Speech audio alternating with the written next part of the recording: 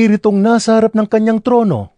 At mula kay Hesukristo, ang tapat na saksi, ang panganay sa mga binuhay mula sa kamatayan, at ang pinuno ng mga hari sa lupa. Iniibig niya tayo, at sa pamamagitan ng kanyang dugo ay pinalaya niya tayo sa ating mga kasalanan. Ginawa niya tayong isang kaharian ng mga pari upang maglingkod sa kanyang Diyos at Ama. Kay Hesukristo ang kaluwalhatian at kapangyarihan magpakailanman. Amen.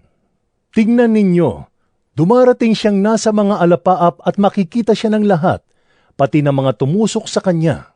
Tatangis ang lahat ng lipi sa lupa dahil sa kanya. Magkagayon nawa. Amen. Ako ang Alpha at ang Omega. Sabi ng Panginoong Diyos na makapangyarihan sa lahat, ang kasalukuyan, nakaraan at darating. Ako'y si Juan, ang inyong kapatid at kasama sa kapighatian at pagtitiis, na nararanasan ng mga kabilang sa kanyang kaharian dahil sa pakikipag-isa kay Jesus.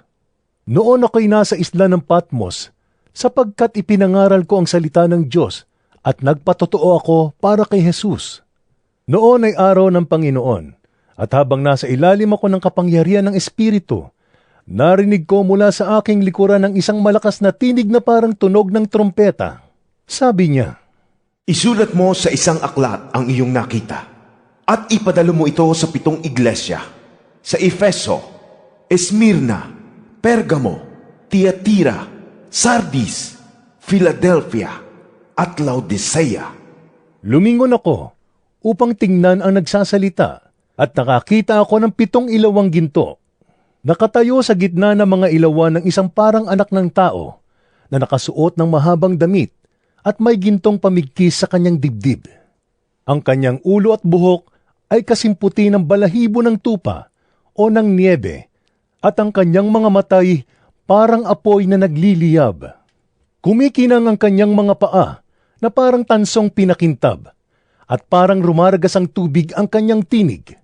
May hawak siyang 7 bituin sa kanang kamay, at lumabas sa kanyang bibig ang isang matalas na tabak na sa magkabilay may talim.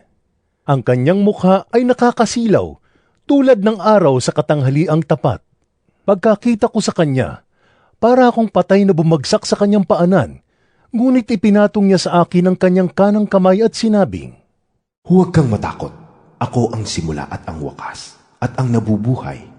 Namatay ako, ngunit tingnan mo. Ako'y buhay ngayon, at mananatiling buhay magpakailanman. Hawak ko ang mga susi ng kamatayan